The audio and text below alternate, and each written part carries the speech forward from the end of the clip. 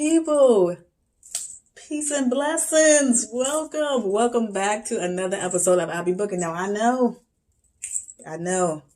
I didn't mean to leave you for as long as I did, but I am excited to be back in front of y'all. If y'all can't tell, I am back.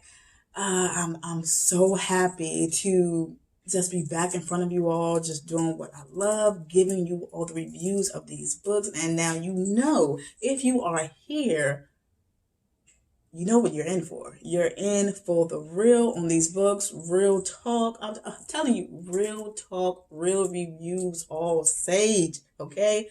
Um, Peace and blessing to you and your family always. For those of you who are just joining me, welcome. I am Noru. And I know some of you all are like, Noru. Yes, that is my name. I will explain to you in another episode what my name means, but it's very nice to meet you. I am Noru. Love, peace, and joyous vibrations I send your way. I pray that it reaches you. I pray that it catches you well. Now, this book was given to me by a friend. Well, she let me borrow this book years ago. I think 2017, I read this book. And beautiful, beautiful piece of work. It is necessary. And I just had to reread it. And there was a reason for me rereading the book, because it was just calling out to me to just get this book again, reread it. And it is this reason that I have done so, was to tell you all about it, because someone or people are probably going through something right now, just a restlessness or a struggle with the spirit on this plane. And so I just want to tell you about this book, and I pray that it helps you. I pray that my review prompts you to want to get your hands on this book. This book I am talking about, Of Water in the Spirit, by Melodoma Patrice Somé. Now, diving right into what this book is all about. Melodoma, which means be friends with a stranger or enemy, talks about his life in two worlds. His reality with his people in Burkina Faso, which is in West Africa, and the Western world. Now, having been told early by his grandfather who he was, and his grandfather always calling him by this name, and you will find out what the name is when you get the book. You know, Melodoma had moments of confusion when he was younger, because he heard so many different names, or people will call him so many different names. And it was this particular name that his grandfather always called him by. But that being said, he knew what his name implied, but not exactly what was in store for him. Now, in African cultures, your name, the name given to you, describes the task that you are assigned. It is a constant reminder to the child of his or her purpose on this earth. And like I said, my name, Noru, which was given to me by my ancestors, it is with this name, I am in constant reminder of my purpose here on this plane. And everyone is born with a purpose. You just forget it on your journey here. And that's why it is of grave importance to have that ancestral connection, to have a connection with the elements and with the ancestors on the journey of remembrance, because they can help you on your path of remembrance to find out who you are and what your purpose is on this earth. So a name is not just a name, because I touched on that briefly in Know Thyself. I discussed about the names.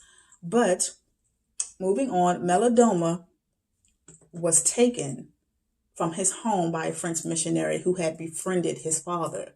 So he was taken away from his home at 4 years old. And he was forced to learn the white man's way of living. So he was forced into his reality. Their language, their spiritual practices, just stripped of everything that he was, everything that he knew, and forced to believe that the way of spirit or spirituality was evil. And it was at the age of 20 where Malidoma escaped from the missionary school and went back home to his people. But he quickly realized that he no longer fit into the tribal community. He was unable to speak the language of his mother, his father, sisters, brothers.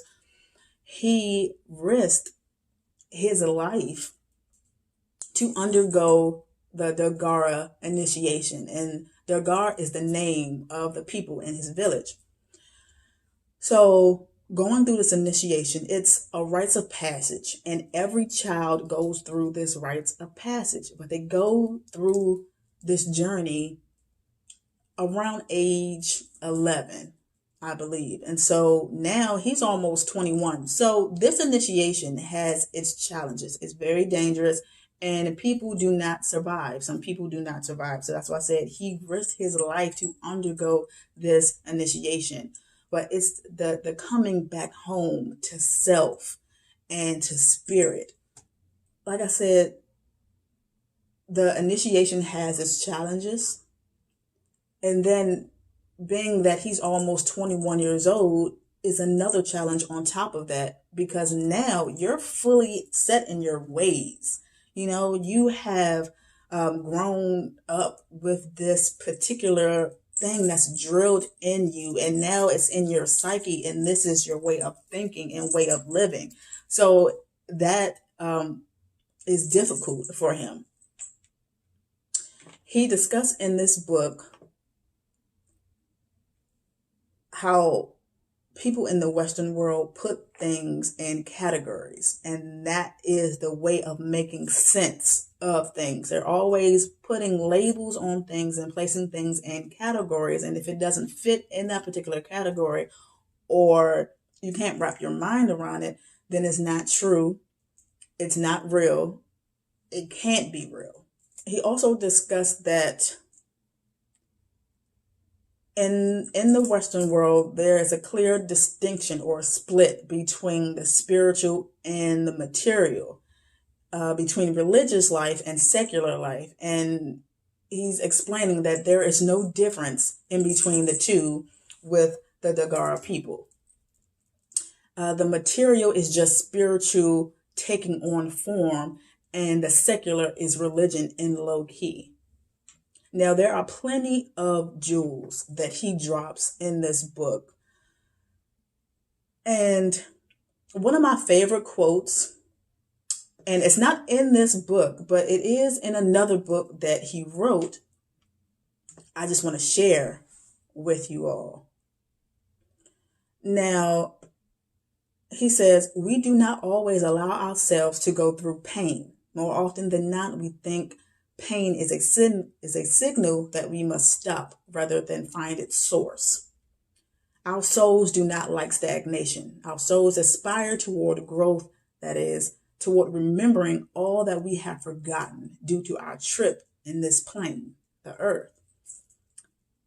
And remember when I was saying about the name, which carries with it your purpose, and how we forget that purpose when we are journeying to this plane. So in context, a body in pain is a soul in longing. This book, in closing, and why I felt that I needed to reread this book to help someone or people with this who are struggling with the restlessness or crisis of the spirit in this world.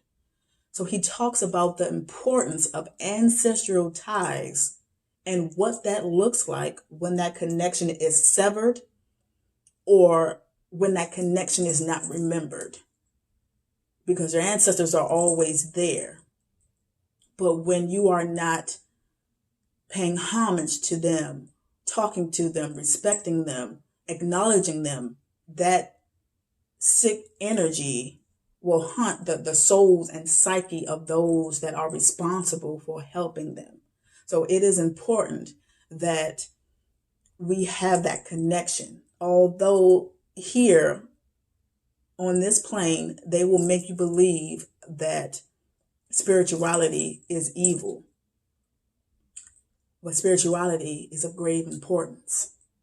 It is primordial. It was here before everything. It is religion that is modern. And so this book explains the importance, like I said, of ancestral ties and community. This book is beautiful and it is 10 stars. So that does it for another episode of I Be Booking. Thank you all for joining me. Like, share, subscribe. You know the deal. Tell your friends to tell their friends, so forth and so on. Thank you all once again for joining me, and I will see you all on another episode of I Be Booking. Bye.